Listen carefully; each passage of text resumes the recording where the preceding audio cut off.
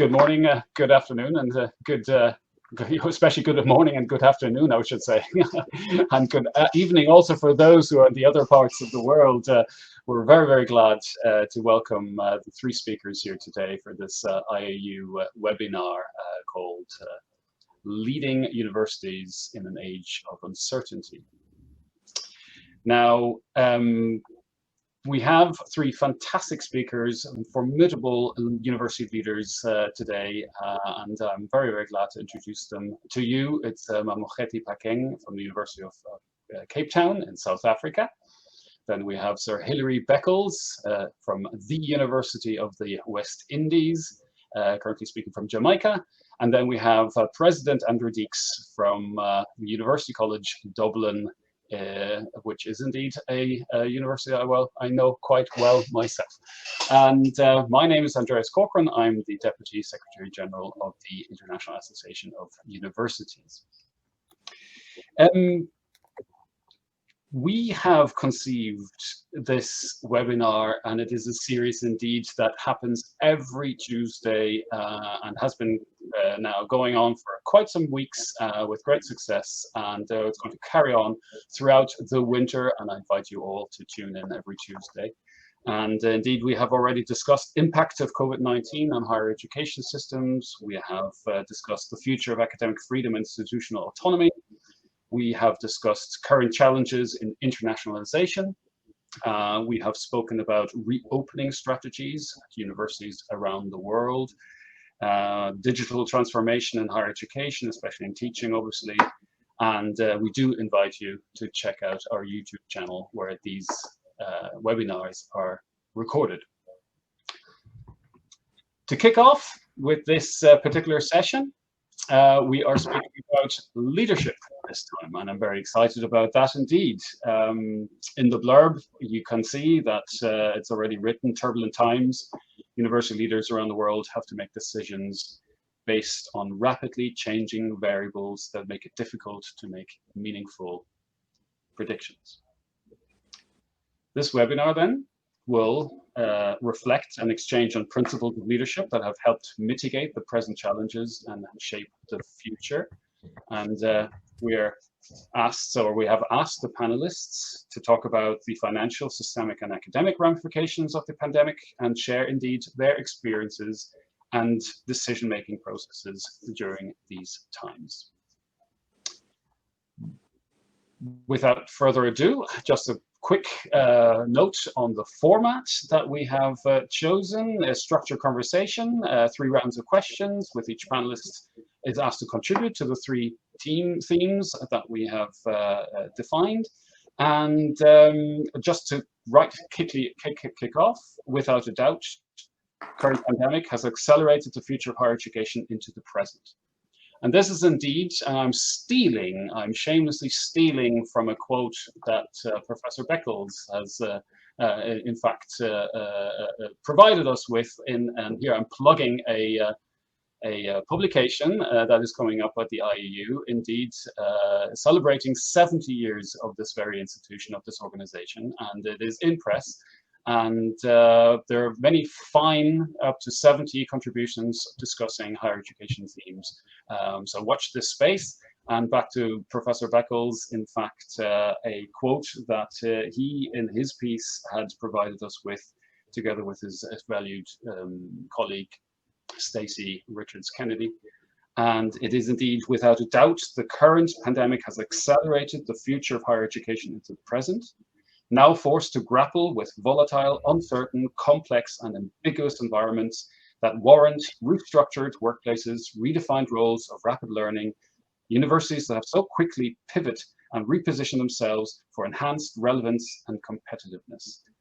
And indeed, another quote: university leadership teams are facing the difficult task of ensuring the survival of the university as an institution, in many instances, rapidly adjusting its business model, cutting and retraining staff, and rationalizing its teaching and research agenda, while at the same time preserving and enacting the university's societal mission as the engine of teaching, research, innovation, entrepreneurship for the society it serves.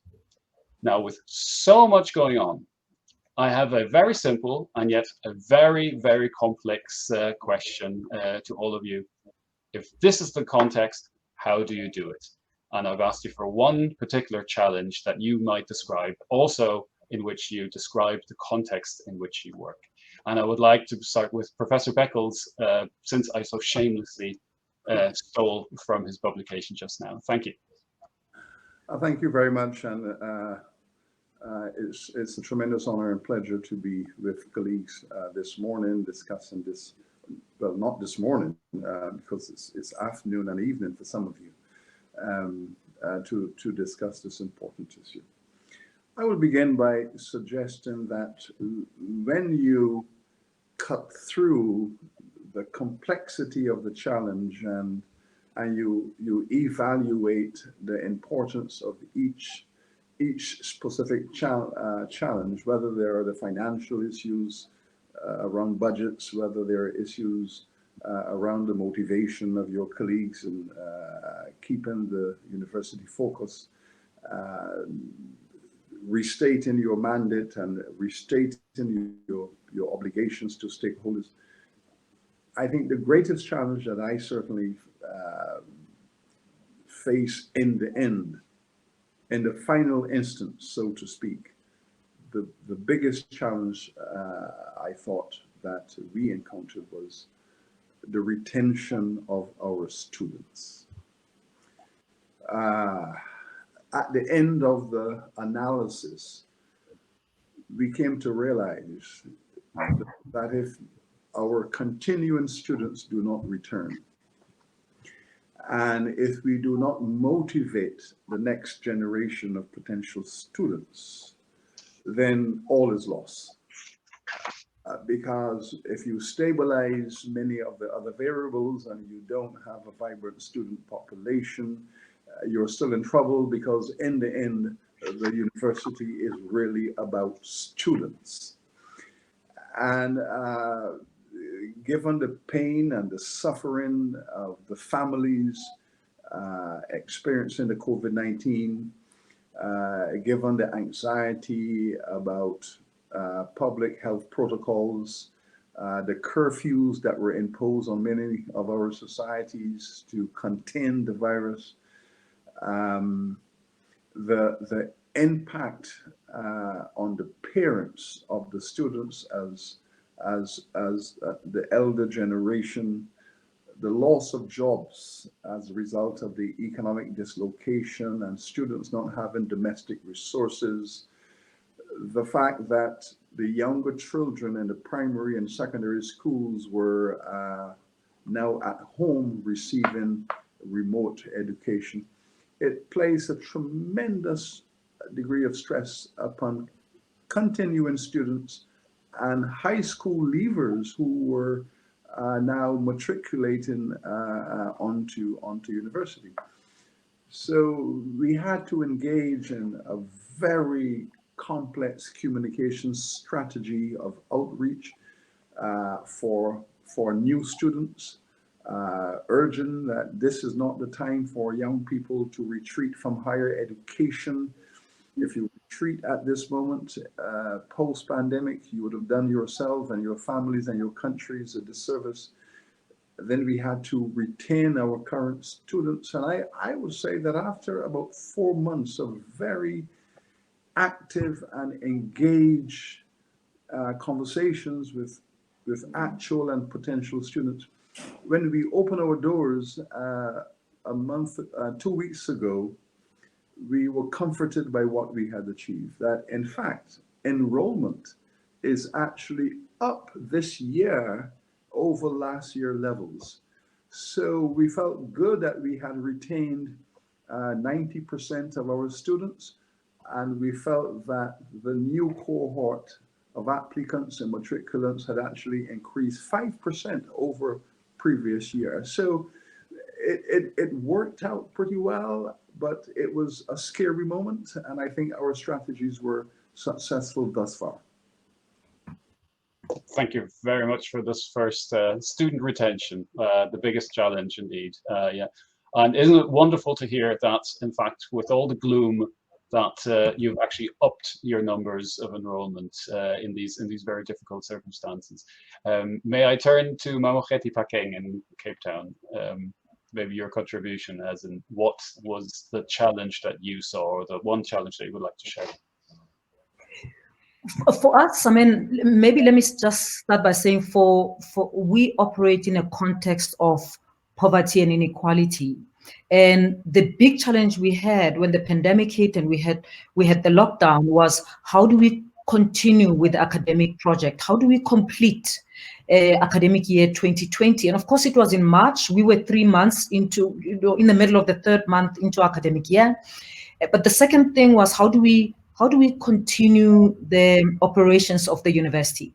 So continuing the academic project, I mean, fortunately, we had started already in 2018, we started implementing our online blended teaching strategy, but it was mainly to support students. We had launched our one-button studio, and also cameras in all of our lecture halls, that all the lectures were recorded. Just as a matter of rule, lecturers had to opt out. So majority of about 60% of our lectures were already uploaded on our student system, and students could access them. So what we did, what we had to do in this context of poverty and inequality, was that if we had to move to online, not everyone was able to move online. Not all the students were able, had the required resources to move online. Of course,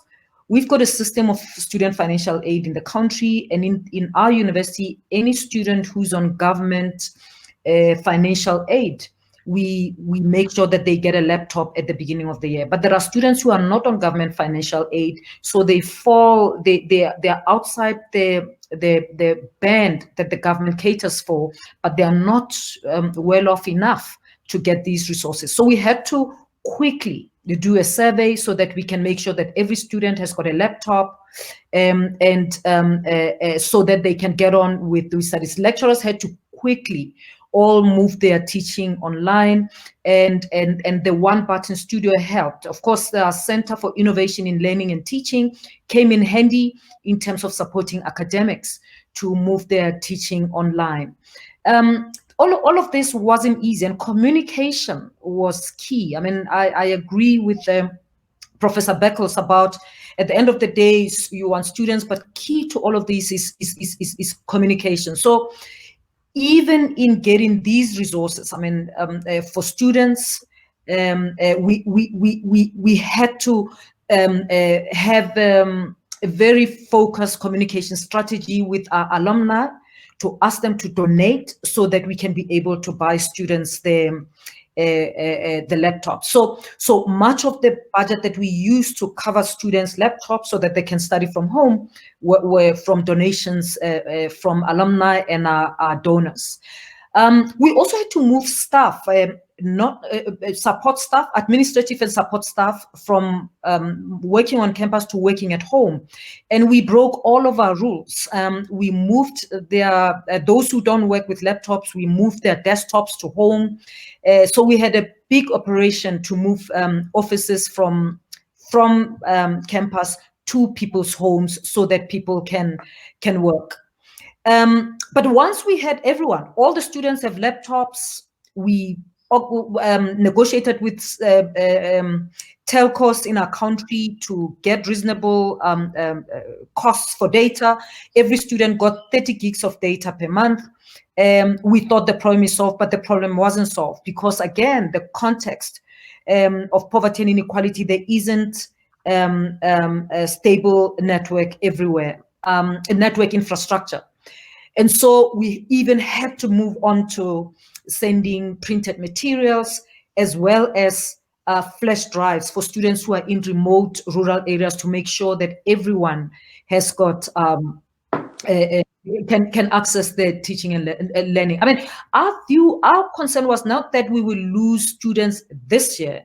We had to make decisions about how do we make sure that students can succeed. So we made concessions like moving our date in terms of them dropping some modules so that they have the weight of academic modules that they can cope with under the circumstances, and we had to waive. We didn't charge them for those modules, but for us it was important that students have, continue with the number of modules that they feel they can carry under the circumstances. So it was quite a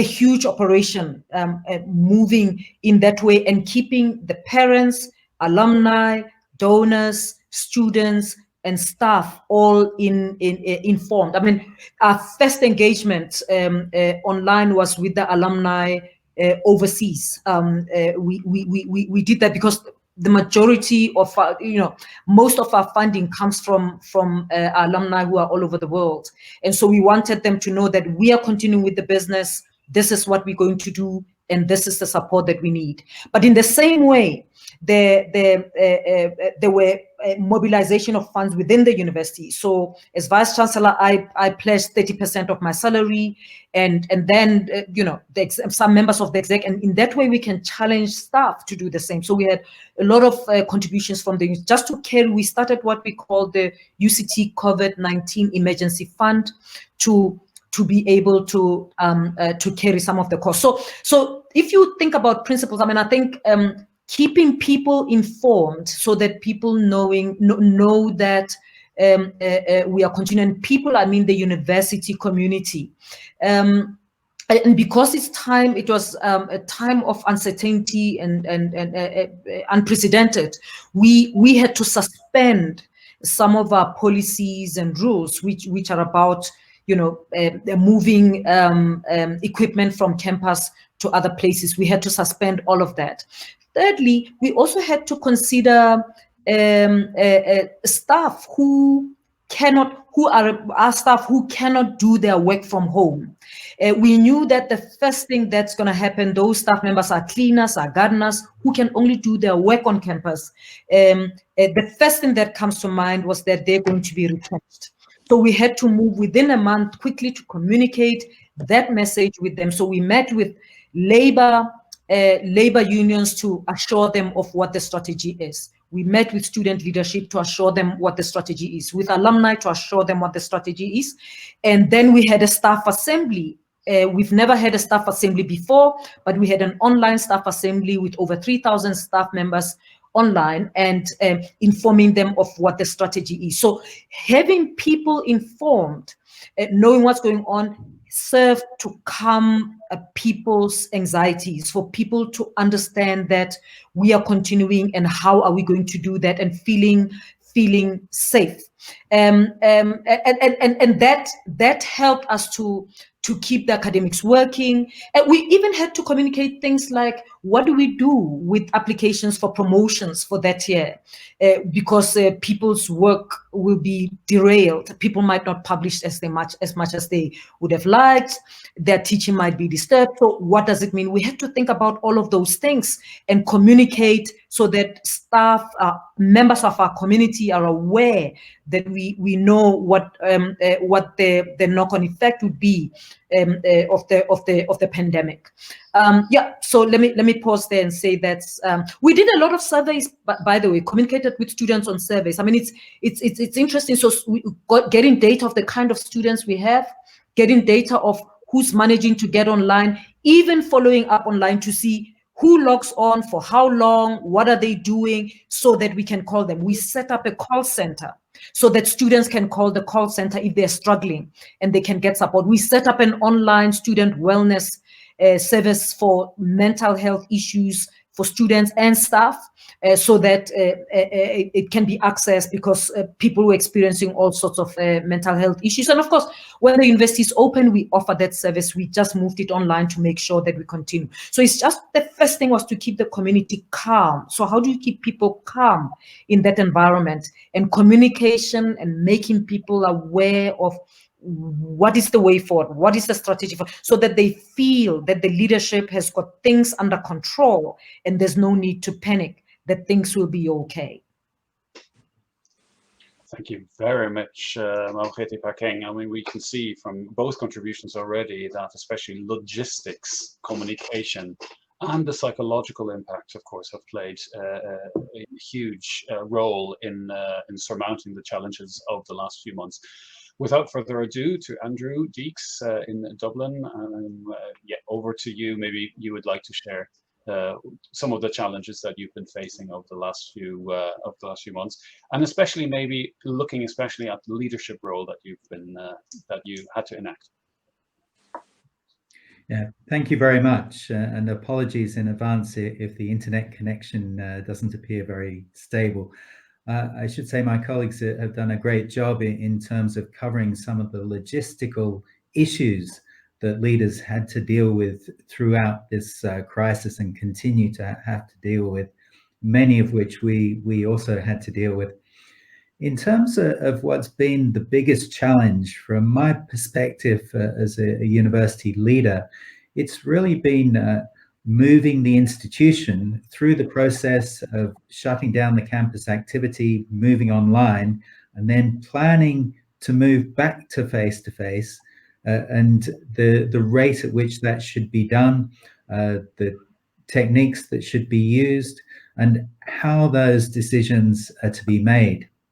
I think when we look back to the beginning of the pandemic, so back in February perhaps, as we started getting word from places like China as to how this pandemic was hitting, how it was affecting universities, and started to consider how we might respond, then there became a push from certain members of the university to proactively start making moves towards moving things online. I think that for many of the discussions we had, there were people that wanted to keep as much as possible face-to-face, whereas there were other people who wanted to move as much as possible online. It became a tension in terms of what's the most important thing. Is it the educational experience that we're giving the student, or is it protecting the health of the university community, both the students and the employees? And that was in a context of uncertainty, as you've titled this seminar. When it came to March the 13th, and we had the first then shutdown here in Ireland, and we were ordered basically to move online, and so we had a matter of less than a week to do that. The initial shutdown was only to be for 3 weeks, and I'm sure this is familiar to many of you. There was an expectation that we would shut the country down for 3 weeks, that would solve the problem, and we would then be able to start reopening. So in the planning process, then the question was, how long is this for? This is a temporary thing, so we shouldn't be putting too much resource into some of these things. We should be expecting it to be temporary. But as time went on, it became more and more evident that this was a long-term situation. I should say that our academic year is a little bit different to the Southern Hemisphere. So we were halfway through our second semester, so coming towards the end of the academic year. So it was, to some extent, a little bit easier for us to bridge that period of time from where we were in March through to June, when the academic year concluded. But from the point of view of decision making, we had to decide what the key principle was. And I think, as Professor Beckles has indicated, the commitment to the students is the key one. So our underlying principle was that we wanted to maintain our students' learning journey, and we wanted to maintain their experience to the greatest extent possible. But then principle number 2, it had to be within public health guidelines and within government direction that we were being given. And those public health guidelines and government direction was changing almost on a daily basis. And I'm sure that many of you have also been experiencing this. We've seen it even in the last week, that the advice has changed within a space of 2 or 3 days. So those were the 2 principles. And then the third principle in terms of how we've been operating is to maintain our long-term plans to recognize that this is a pandemic. It is going to change certain things in how societies function, but universities are long-term institutions. There will still be a place for campus-based universities which provide an all-encompassing student experience where research is done by researchers working in teams together. The fundamentals of the university are not going to go away. There may be some change in how we deliver some of the teaching and learning experience, but the desire of people to come together and to work together isn't going to change. So we needed to preserve then the longer term ambitions of the university. And those were the three principles that we used. In terms of how we then negotiated these complexities in terms of different appetites for risk, whether one should prioritize the health and well-being of the members of the community above everything else, or whether one tried to continue the student experience to the greatest extent possible, and how one balanced the two. And there we used a very collegiate way in terms of decision making. We had a good senior management team where we have a trust of each other, where there are a range of different personalities within the team, which allowed us, as we made each decision, to tease out the different viewpoints and the different perspectives, such that as we came to a decision, it was generally a fairly central decision which could be explained to people who had extreme viewpoints on either side. And it was through that way of working that allowed us then to communicate to the university community in a way which was empathetic to people who maybe had low tolerance of risk, to others who maybe had high tolerance of risk. So to have the three underlying principles, and then an approach which was a collegiate approach that tried to recognize these different perspectives. And I think as we went through summer planning for the reopening and for the new academic year, those tensions came even more to the fore, with colleagues who perhaps were risk averse and perhaps rather pessimistic in terms of the future, what the future might look like. Then they wanted to go in one direction, whereas colleagues who were optimistic and perhaps a little higher risk appetite wanted to go in another direction.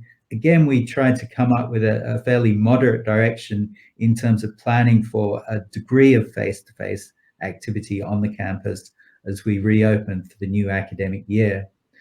Unfortunately, 3 days before we were due to reopen with a reduced amount of face-to-face activity, things took a turn for the worse here in Ireland, and the government issued us with a directive that we were to put as much as possible back online, with only laboratory classes being on campus and other clinical teaching which absolutely had to be on campus. So we spent the summer coming up with what we thought was a very nuanced approach in line with public health guidelines, but then at the last minute had to do a flip. So we have minimal activity, only essential activity happening on campus at the moment. And again, it's now a question of, well, what's the second semester going to look like? And we've just had to make a decision in terms of extending this online teaching through to the end of this semester, again, with just the essential activity happening on campus. So it's been a challenging time, and it's been challenging because of this diversity of viewpoints. And I think we can see this in societies around the world. I might just stop there. Thank you. Thank you, Andrew. Excellent. Thank you very much also for laying out the three general principles that were guiding the decision-making, yours and that of your colleagues. And one very interesting thing that I've picked up from all three of you is we, the word we, the collegiate dimension of the decision-making process. Could you just maybe enlighten us a little bit more about what you meant by we, and what is the leadership aspect behind it? What is the collegiate? How does it work with universities? And how do you, as a university leader, as the Vice-Chancellor, try to drive that we? I'll start with Professor Beckles, but I fear I don't see him, but hopefully he hears us. Not at the moment, so I'll just pass on to Vice-Chancellor Phakeng. All right. So for us, the we is the university executive, right? But with the pandemic, we introduced new structures. I mean, we've got the university executive, and then we've got the leadership, what we call our leadership lekgotla, which includes the executive directors and deans. But with the pandemic, we introduced an extended executive. Because we were making decisions, we were changing the way the academic project unfolds. And we wanted to fast track the decisions. So the extended executive then included the deputy vice-chancellors, the vice-chancellor, the CEO, the registrar, and the deans, because we wanted the deans to be with us as we talk about what we need to do fast. And then they can then go and negotiate in the faculty so that they don't have to wait for many weeks because we didn't have time.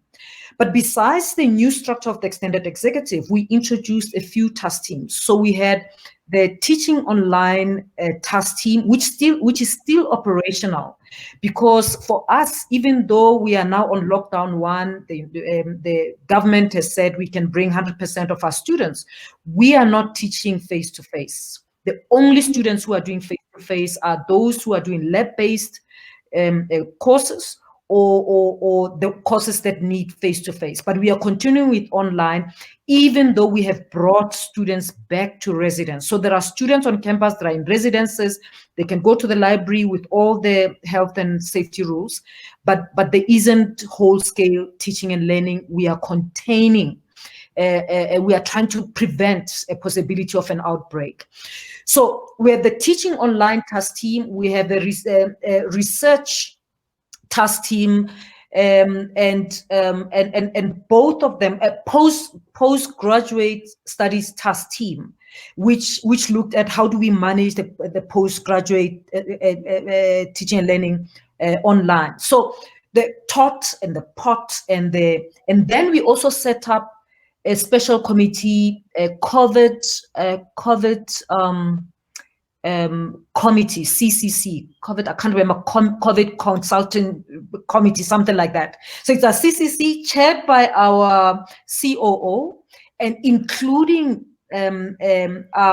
managers who are in charge of organizational health and safety, colleagues from student wellness, student affairs who look at student wellness, staff wellness, and then our experts, our virologists, our public health experts, and colleagues from our Faculty of Health Sciences. We've got top experts in terms of infectious diseases, and we put them also in the our COVID committee, so that the COVID committee made decisions about how do we manage the virus or the pandemic, just in terms of health and safety of the university, and then how it affects the academic project and other operations of the university. So the we became a little more varied. We didn't function only with the existing structures of usual.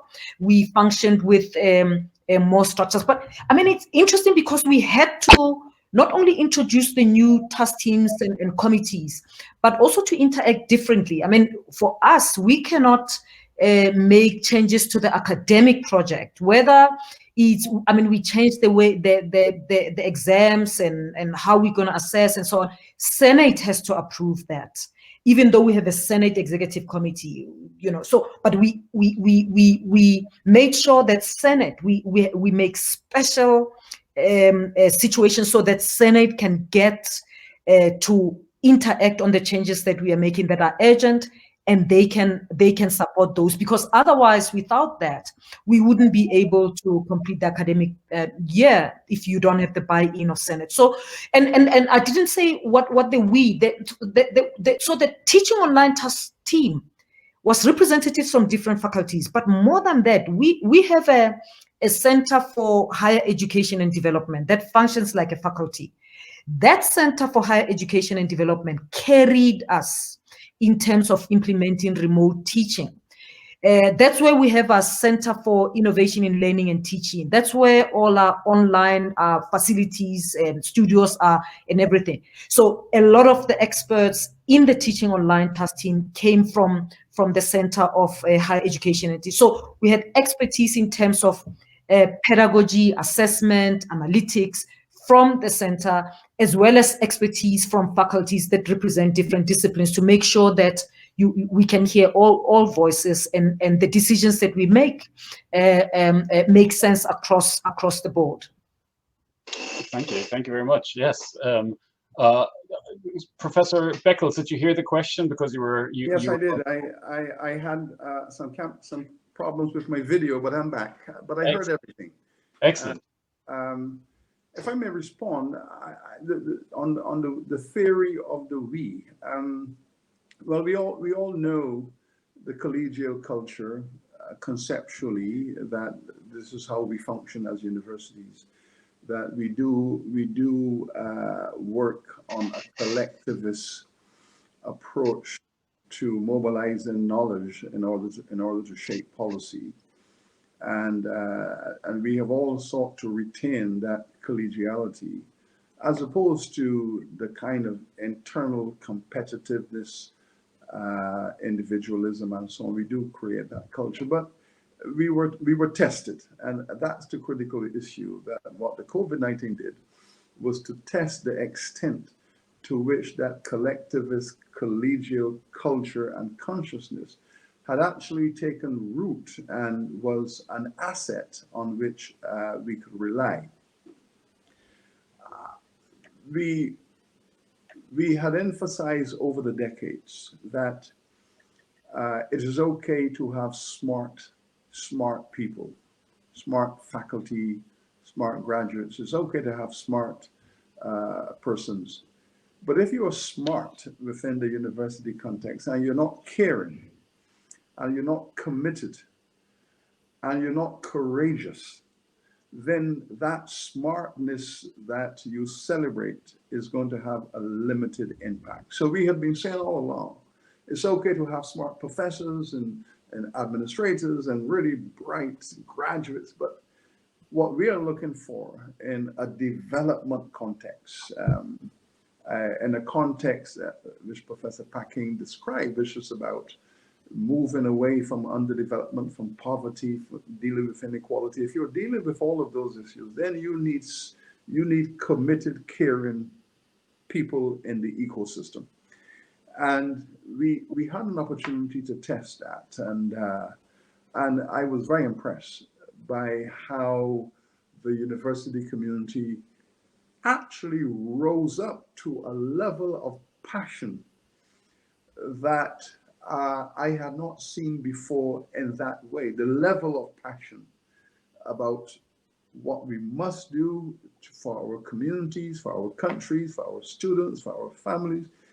And the passion became very palpable, and I was literally blown away by the that was generated. And it led to an interesting example which I can share with you.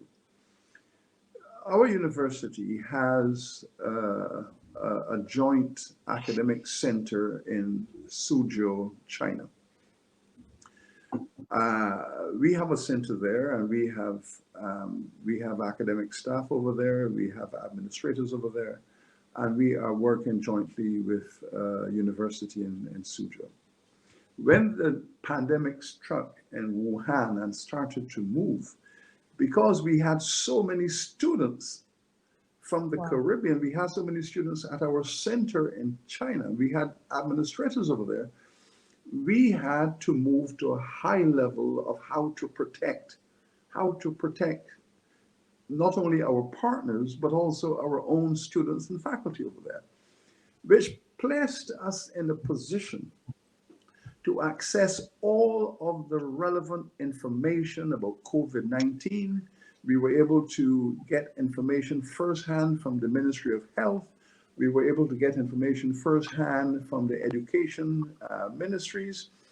And therefore, in our university, we had a tremendous amount of firsthand knowledge about this virus because we are practically functioning in that space. So our center in that space became the eyes and ears for all of the people in the Caribbean, which meant that when we moved to establish a task force to to prepare the Caribbean people for this virus. And we assembled our best teams of biologists, microbiologists, virologists, epidemiologists. We put together an incredible collection of skill sets that could help to frame a public policy. So our task force was preparing the ministries of health in the Caribbean. And you know, we have so many islands, so we had to be preparing all of these islands. We had to be mobilizing the public health practitioners. We had to be organizing public seminars on COVID-19. We have to be promoting the notion of giving science top priority in public policy. And we did all of that before the first case had actually arrived in the Caribbean.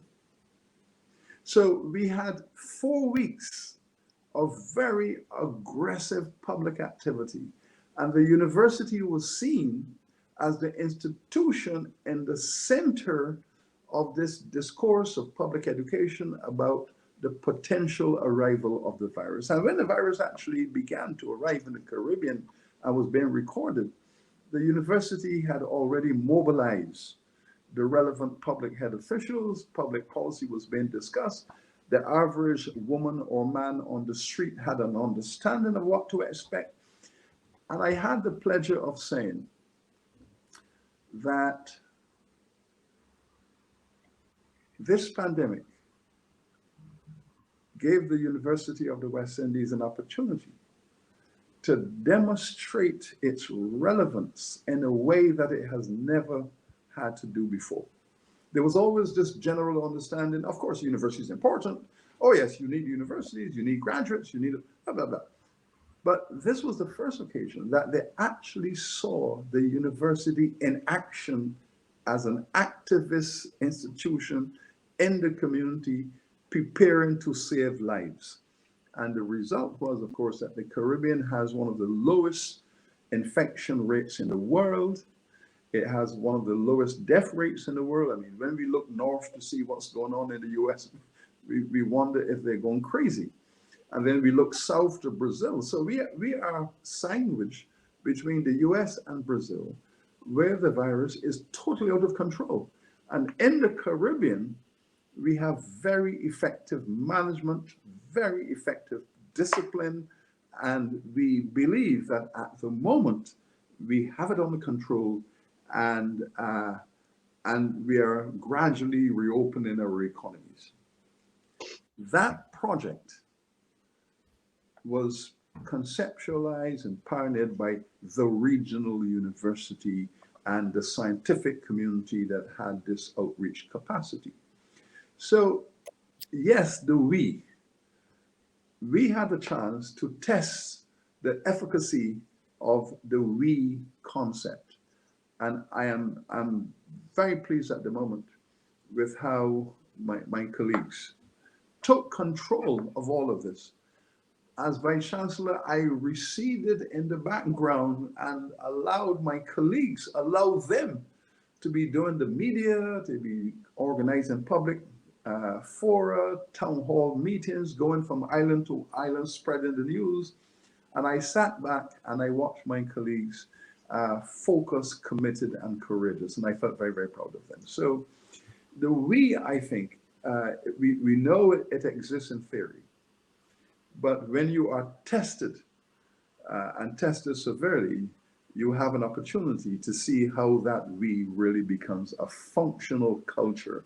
And I saw that. I saw that in a way, in this COVID environment, I saw that in a way that I didn't know it had existed with such high levels of maturity. Excellent.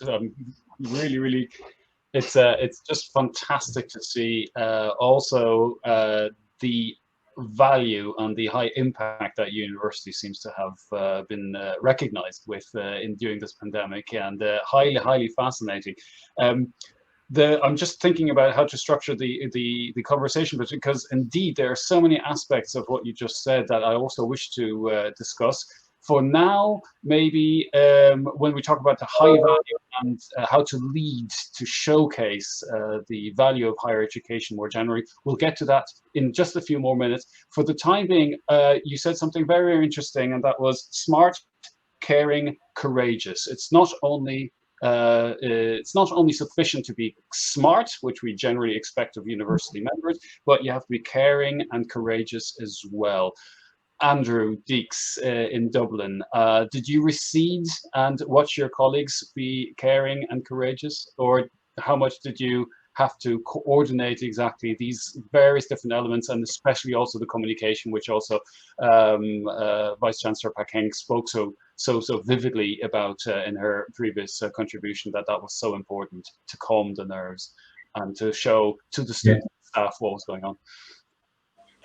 Yeah, no, absolutely, and I have to congratulate the University of the West Indies on what they've managed to achieve there. We likewise were able to contribute significantly to our national effort, not least because we host the National Virus Reference Laboratory that did all the early stage testing and coordinated the testing program.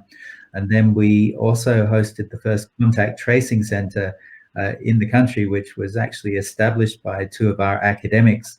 So the pandemic crisis has given an opportunity for academics to rise to this challenge and to show just how the sciences and the social sciences can really make an impact on society to an extent that I think the general public didn't see before this. Now, it's helped us that the Chief Medical Officer is a UCD alumnus. The Director of the National Virus Reference Laboratory, Dr. Kilian de Gascon, also became the chair of the National Advisory Committee to Government on COVID-19. So there have been many avenues through which colleagues have risen to the occasion and have contributed very significantly to the national fight against the virus.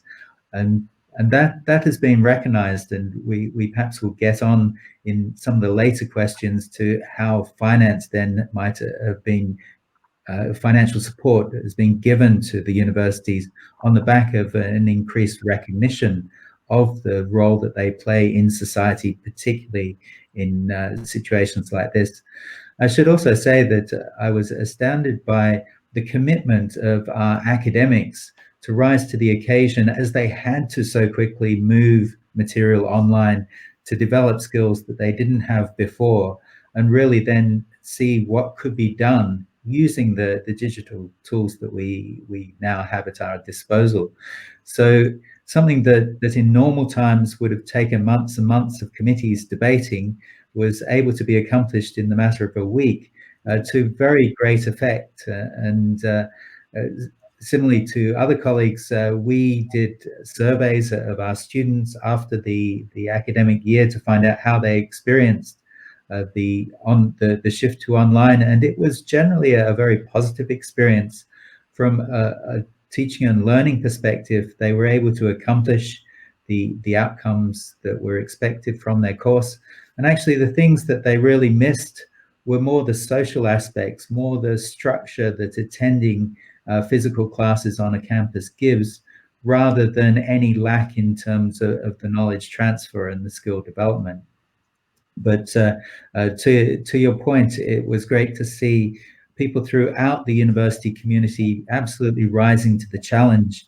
And in terms of the we, I guess we have a clear and quite flat management structure, which has the deans, or college principals as we call them, on our university management team as a normal course of events.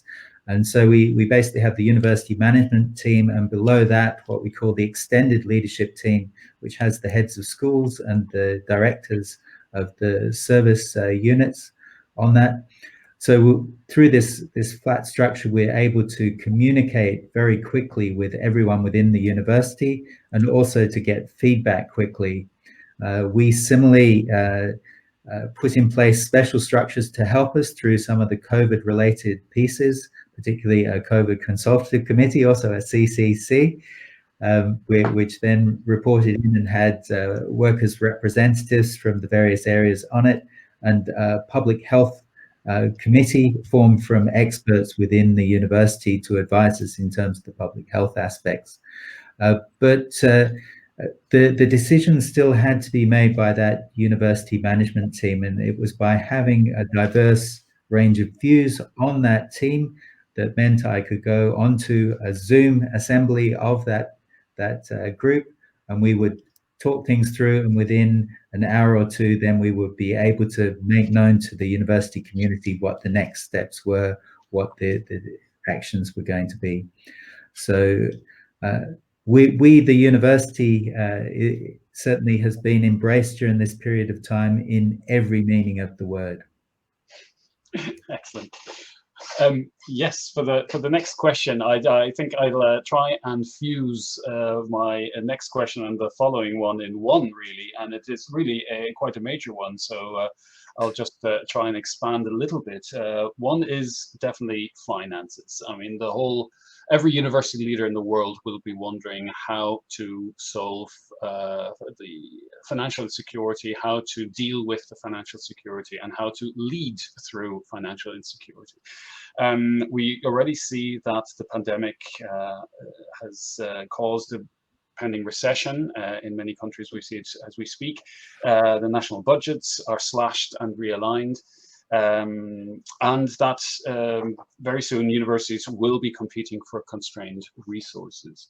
Now that is one question. So basically the financial insecurity and how to deal with that, which brings me but also to my next question really, and we've already touched upon it really, is how to lead and showcase the value of higher education and the impact it has. And all three of you have already spoken about your three distinguished universities and institutions, and that this may be in fact not only a time of gloom and crisis, but indeed maybe, let's say, the golden age of universities after a time in which universities were met with skepticism, when the sciences were not taken seriously, where the universities were questioned and their legitimacy were questioned as institutions within society and funding. Is this now maybe the time that we can actually say, this is our chance, this is the university's golden age to come, to show its relevance?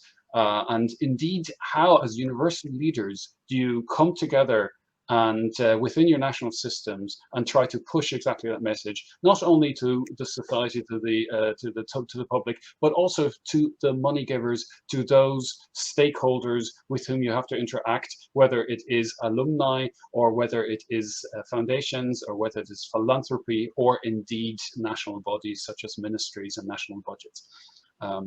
Maybe you could expand on that. I'll start with Mamokgethi Phakeng, please. Thank you. So let me start with your second question, and I'll go to the finance one afterwards. I mean, we can talk about it as the return of science, that the Covert has ignited the return of science, which is great, because suddenly our countries pause and listen to scientists explain to them what's going on.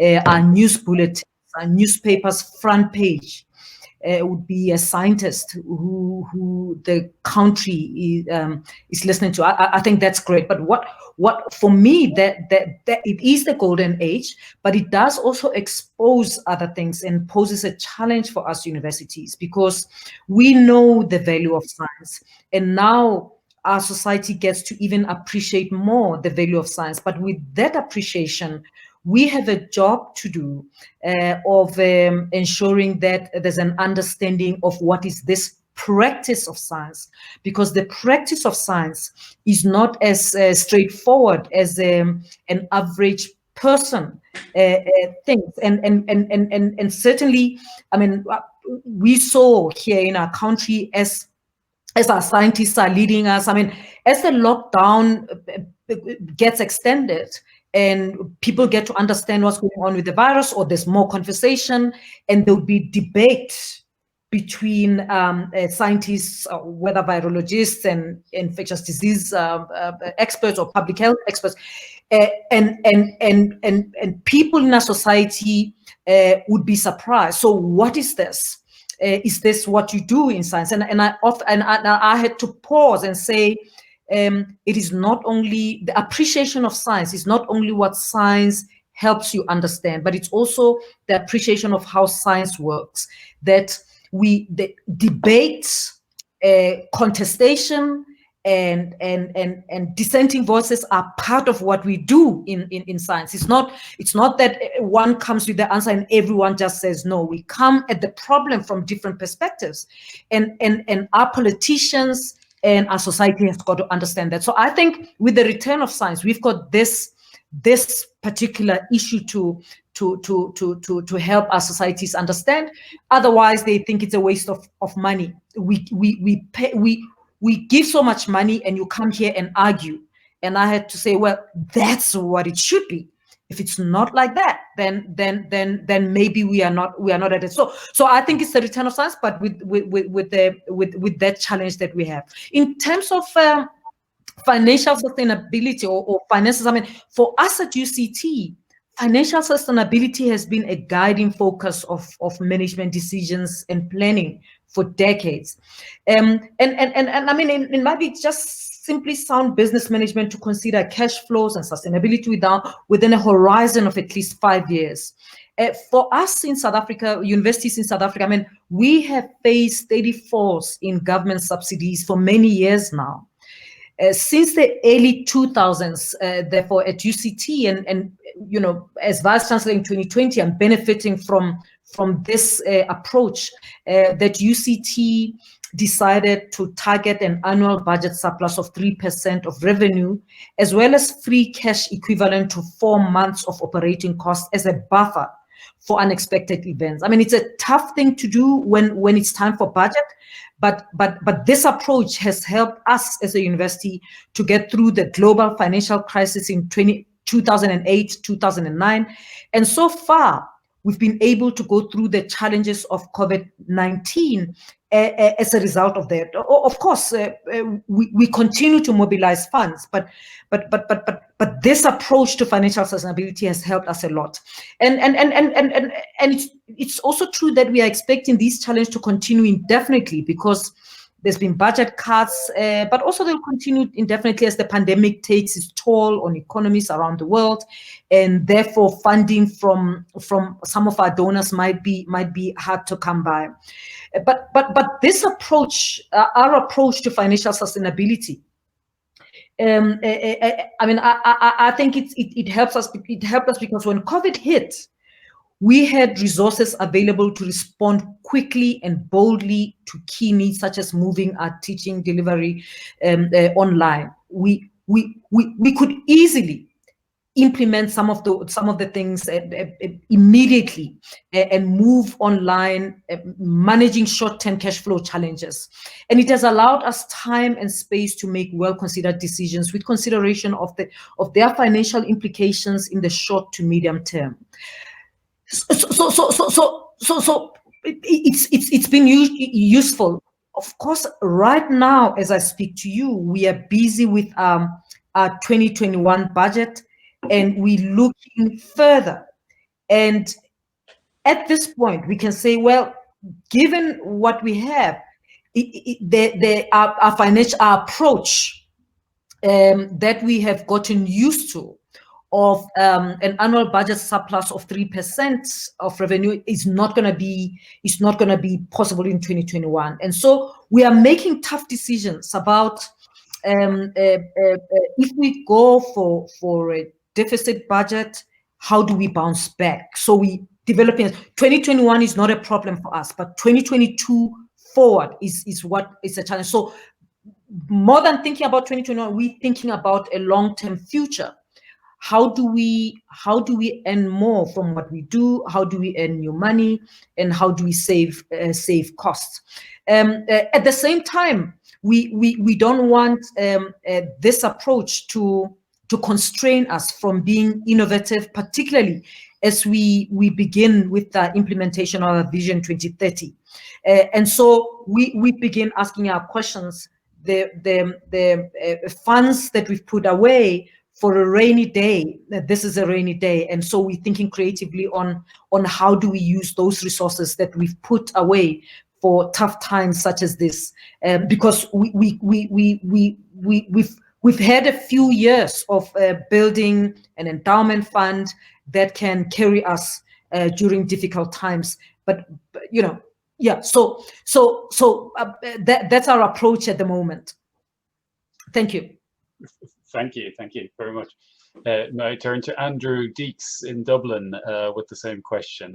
If you remember, it was about financial insecurity and how to showcase higher education sector within the system.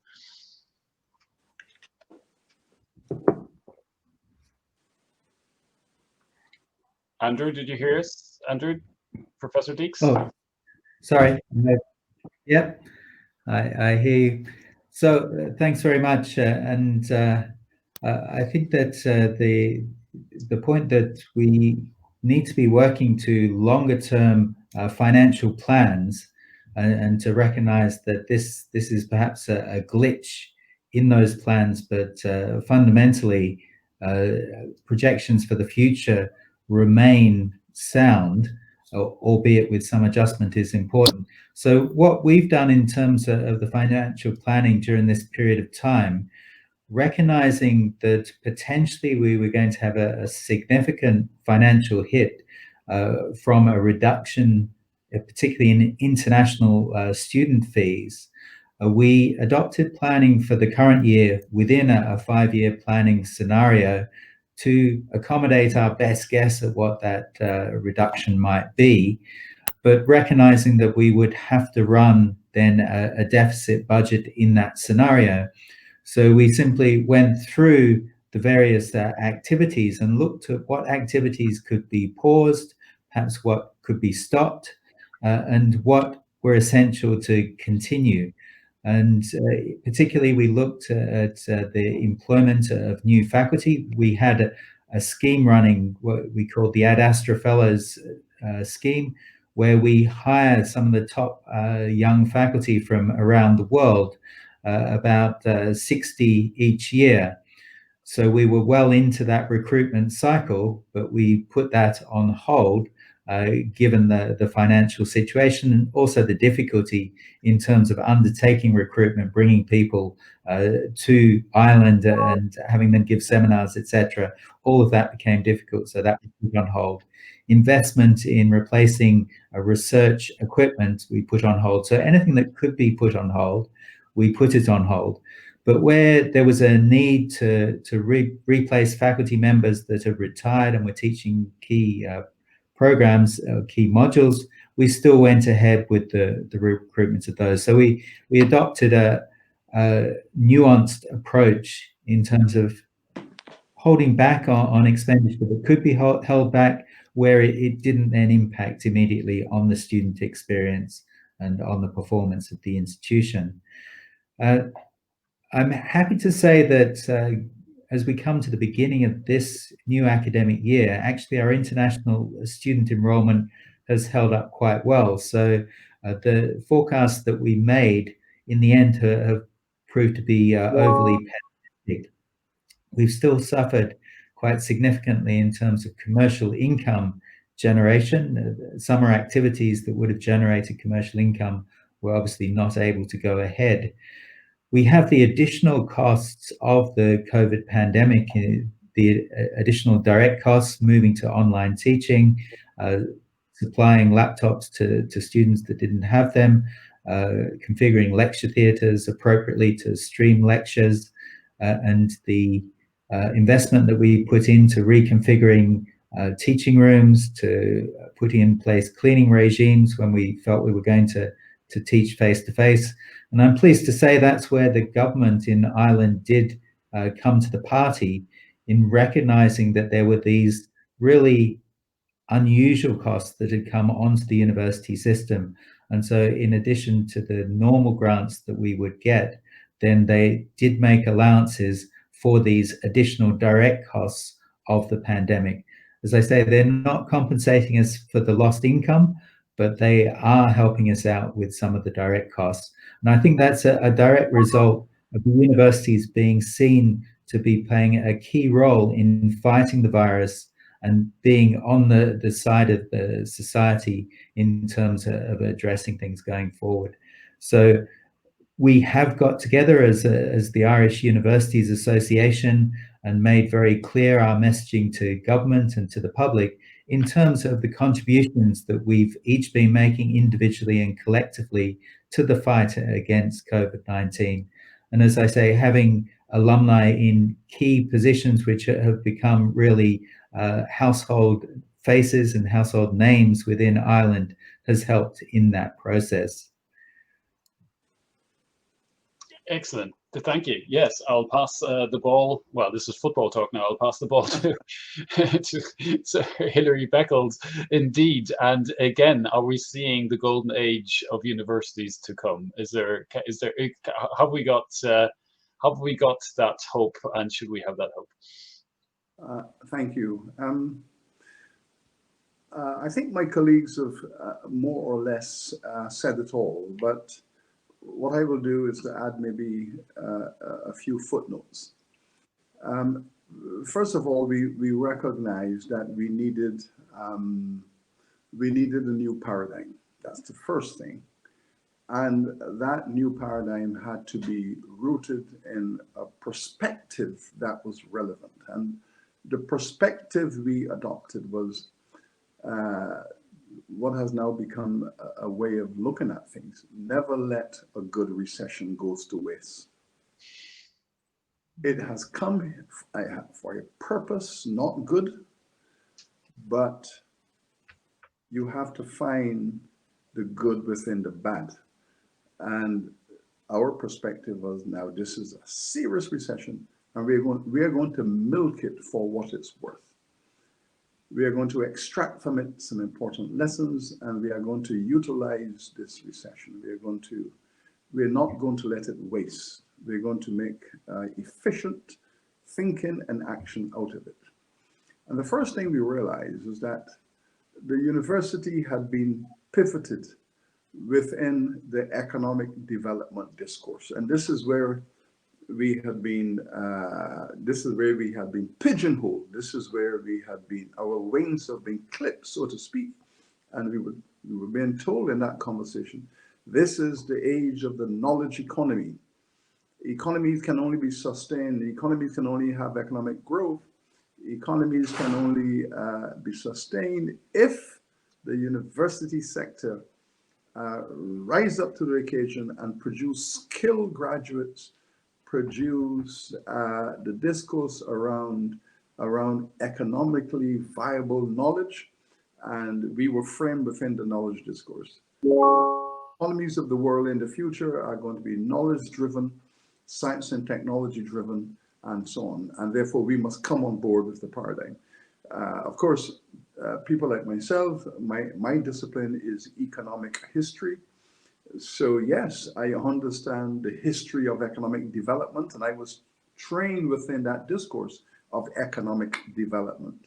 And in our instance in the Caribbean, in the Pan-Africanist world, trying to escape from economic underdevelopment. This was our primary mandate, to participate in that conversation, to drive our economies out of underdevelopment into sustainable development. So we were framed in that regard.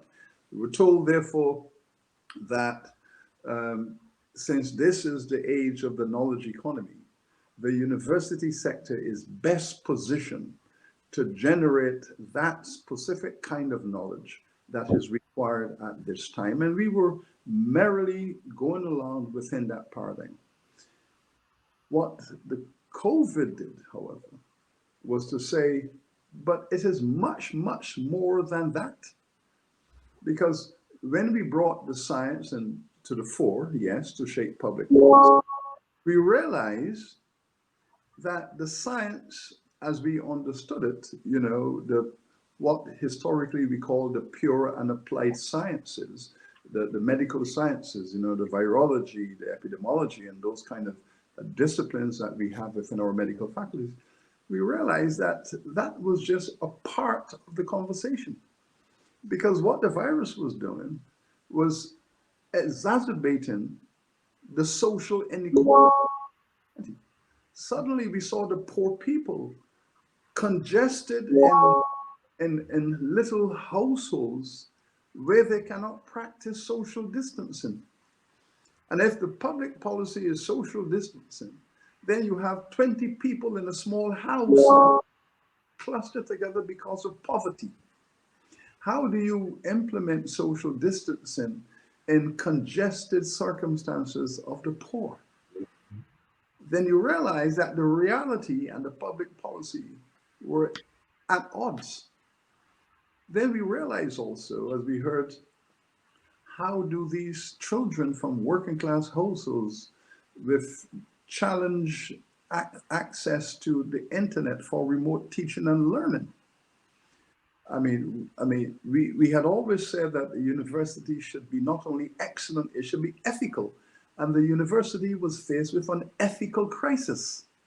We were faced with a very profound ethical crisis about how we treat with the majority of our students who are coming from historically marginalized and disenfranchised communities. And we had to rise to that.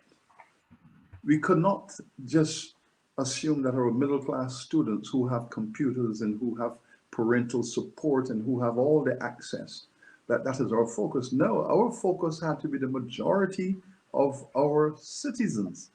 And the majority were in these very difficult circumstances.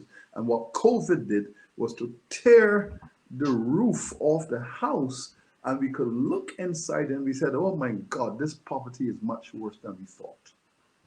And when that decision was taken, then the other disciplines came to the table.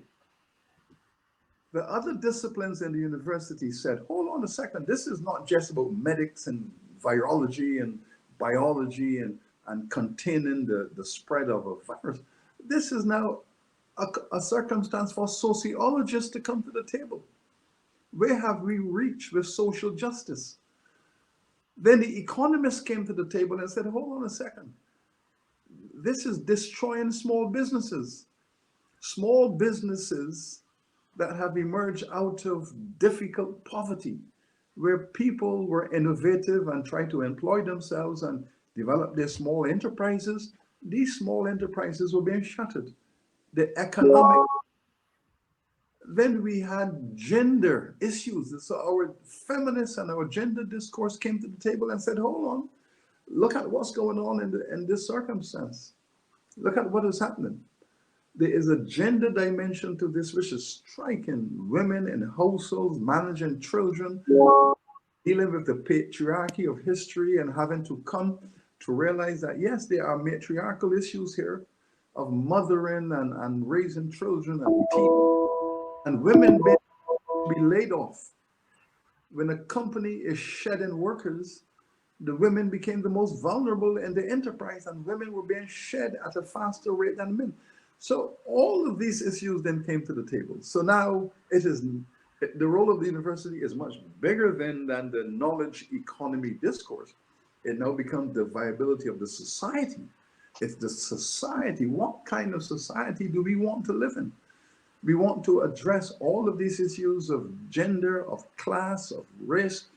We have to discuss the issues of poverty and inequality, and how is it that we have somehow become numb, almost insensitive,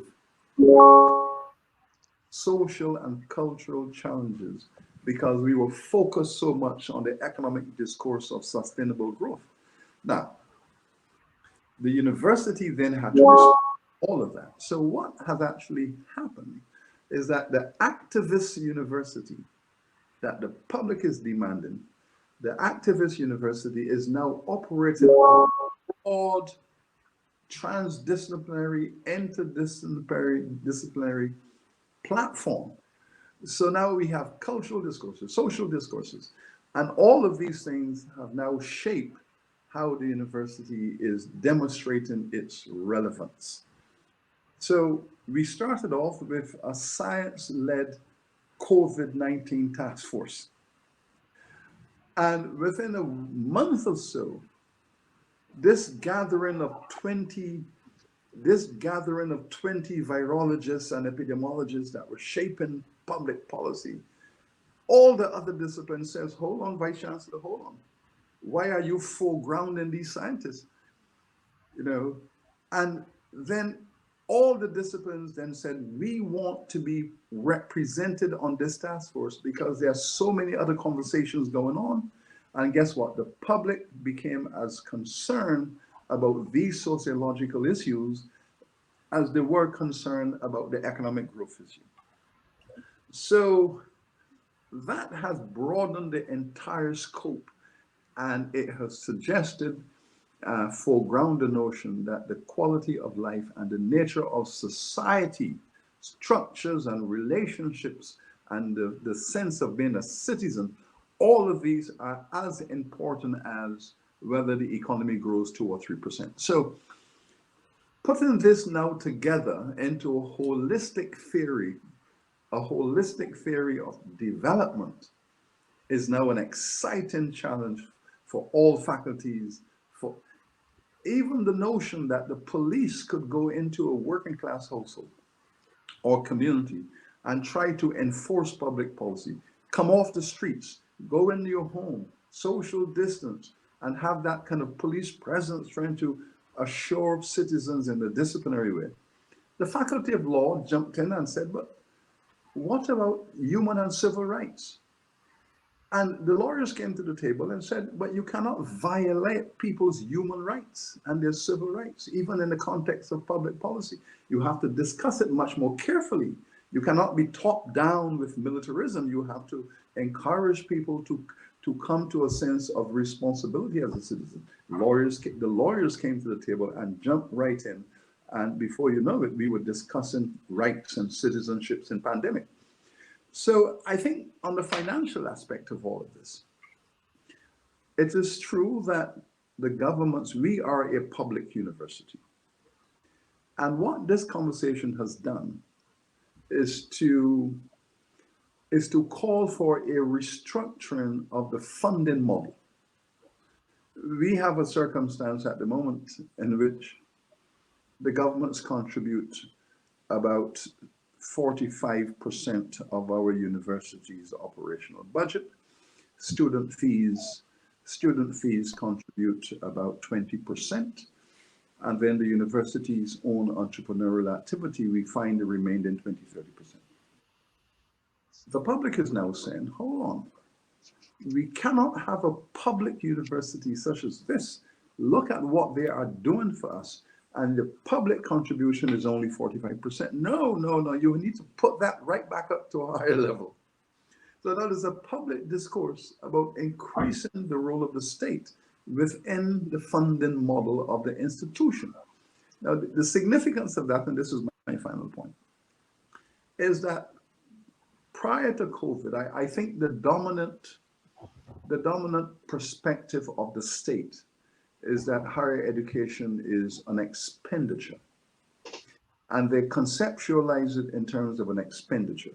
And therefore, if there's economic decline, if there's fall in public revenues, then you cut your expenditure. The university sector or the education sector in general, but the university sector in particular, becomes the first place you cut in this notion of expenditure reduction. Public is now saying, no, from what we have seen in the last 6 months, investment in the university sector is an investment. It's an investment, and it must not be seen simply as an expenditure. It must be seen as an investment in social development. It must be seen as an investment in economic potential, but critically, it's an investment in the next generation. And if you don't fix it at the level of an investment to assure the next generation that the state is concerned about its own sustainability, citizenship, and so on, that if you don't pivot and see that subvention received from the state as an investment, we will get it wrong. Because what we don't want is an economy that's growing and a society that's falling apart.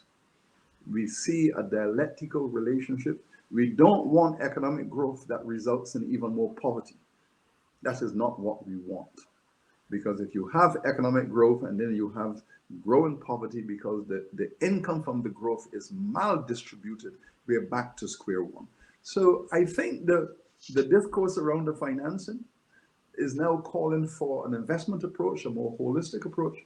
it is now for us to capture this moment and press our claim that this is not the time to cut investment in higher education and research. On the contrary, what you should have learned from what you have seen, where would this society be without the contribution of the university sector?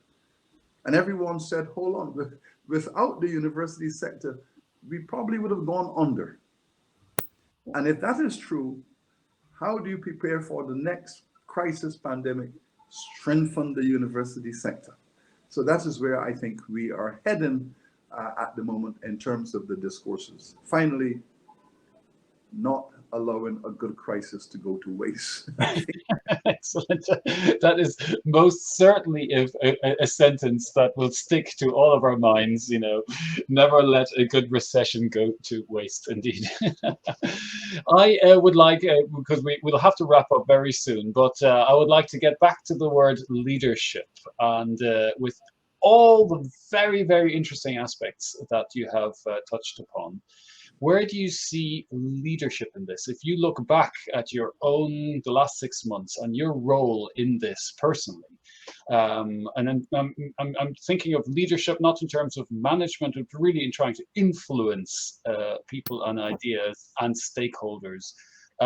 Where do you see where the problems, and where do you see where the challenges? Where do you see where the opportunities, and how did you go about it? I'll start with Mamokgethi Phakeng, but really short answers, please, if possible. Sure. I think for me, the important thing has been visibility. Because we are not on campus, being visible has been very, very important. So, so one gave messages in video, in writing, and to lower level staff, even in WhatsApp voice messages, so that people know that you're there. But also the issue of you as a leader focusing on the institution despite whatever else is happening, focusing on taking everyone with you. Those that we lead are not encouraged when we ourselves look tired, discouraged, or scared. And so I have found that being visible, being focused on the goal, and keeping calm as a leader has been very, very important. And in a way, it's a way of service. People can rely on the leadership because they see the stability, but also showing the coherence of the team. I mean, when we do the interaction with staff, that all the team members, the COO and the DVCs being there to present part of the works, part of the work that they're doing, and that gives hope and comfort to the team. Thank you. Wonderful, thank you. I'll pass on the floor to Andrew Deeks, please. So I think that I agree with all of those aspects, and I think another aspect of leadership which I found during this time is really being able to take the team, take the university, and focus people, because there has been a tendency, as this crisis has unfolded and as things have taken us by surprise, for people to react emotionally, and for there to be an instinctive knee-jerk reaction to challenges that we faced, but to guide the conversation and to bring people through a sensible consideration of the options to lead to then a sensible way forward. And it's through those conversations and shaping those conversations and ensuring that the conversation stays on track, rather than people being overwhelmed with 100 things that need attention, to be bringing the conversation down to the essential pieces, the pieces we need to get right first, and then the structures we've put in place to deal with the other 95 pieces. So I think that there has been a sense of being at the tiller of the ship, but working people then to ensure that the response of the institution has been a sensible and considered one, and that the right people are in the right place doing the right things. So I guess steering the ship is one metaphor, conducting the orchestra might be another, but to ensure that things come together, that you don't have people going everywhere as the crisis unfolds. Excellent, thank you very much. And lastly, Professor Beckles. I must say, colleagues, that in this instance, my own discipline that is built upon a historical perspective came to the table and was of great value to me. I was aware, for example, that Winston Churchill, having led the British people through one of the darkest hours fighting the Nazis, he mobilized his country, he asked them to sacrifice, and they sacrificed, and they stood up and they held their own in difficult situations, and they came through that terrible war okay. But the first election that was held, they voted him out of office. And why did they vote him out of office? The first election 1 year after the war was because he became associated with the darkness. He was the one he was the face of the austerity. He was the face of all the hard decisions that had to be taken. And people need hope. So the first election that came along, they were looking to the future. And they said, well, thank you, Sir Winston, but goodbye. Now, with those kinds of examples and knowing that kind of history, it became clear to me that one of the important things I had to do was to offer hope and a new vision. And while we were doing all of the lockdown and all of the sacrifices and the belt tightening, I insisted on a narrative of what is the post-COVID vision for this university. And I established a task force to look. The task force was called Imagining 2025. And I told this interdisciplinary group, imagine what this university is going to look like in 2025. And that is what we will focus on. So we focus on that. And we told the university community where we are going with all the skills we have learned, we are going global. This online culture we have mastered and remote teaching, we're going to take that and we're going to globalize our university. We're going to reach out to the world. We're going to partner with all the strategic universities of like mind and like vision. And we are taking this university global as soon as the vaccines are kicking in. We are going global. And the university had a sense, okay, just let us get through this. Let us get through this so we can get to the vision. And now there's an anxiety because the people now, the faculties, they want to get post-COVID. They want to be post-COVID right now because they want to have relations with University of Cape Town, sorry. They want to go into Dublin. They want to go everywhere, and they are so motivated. So I said the thing is to offer a post-crisis vision that is attractive and that has hope. And that way, people will make the sacrifices because they are preparing for a new era. And that is the message I think I sold in my university. Prepare for the new era because it's coming. Mamokgethi Phakeng, Sir Hilary Beckles, President Andrew Deeks. Thank you so much for this enticing, stimulating conversation. I think all of us learned so much. And to keep with your historical analogy, you know, it is for universities at this moment important to win the war, but also to win the peace as that follows. So I think we're on to a good start, and I think with university leadership around the world engaged in the various aspects of many of the things that we've talked about, I think we can do it. I thank you so much for this, for sharing your experience and sharing your reflections. And I hope to see you very soon in the 3 wonderful places that you represent. Thank you, all the best.